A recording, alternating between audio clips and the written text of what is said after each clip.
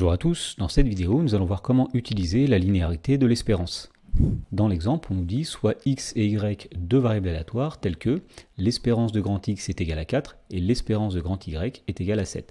On nous demande de déterminer l'espérance des variables aléatoires 3 fois x, x plus y et 2 fois x moins 3 fois y. Alors pour déterminer ces espérances, on va utiliser ce qu'on appelle la linéarité de l'espérance. Et donc la linéarité dit que si on a x et y deux variables aléatoires et si a est un nombre réel, alors premièrement l'espérance de la variable a fois x, c'est a fois l'espérance de grand X.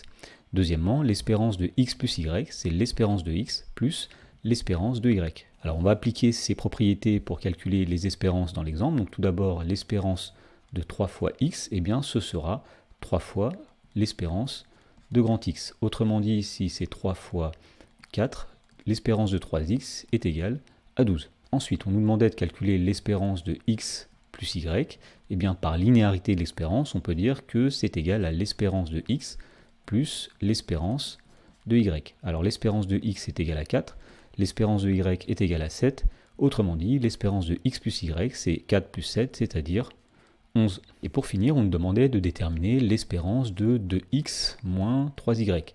Alors on va appliquer en même temps les deux propriétés du rappel en disant que l'espérance de 2x moins 3y, c'est 2 fois l'espérance de x moins 3 fois l'espérance de y. Autrement dit, on a coupé en deux ces deux morceaux et on a sorti les constantes multiplicatives en dehors de l'espérance. Alors ici, on obtient 2 fois l'espérance de x, c'est-à-dire 2 fois 4, moins 3 fois l'espérance de y, c'est-à-dire 3 fois 7.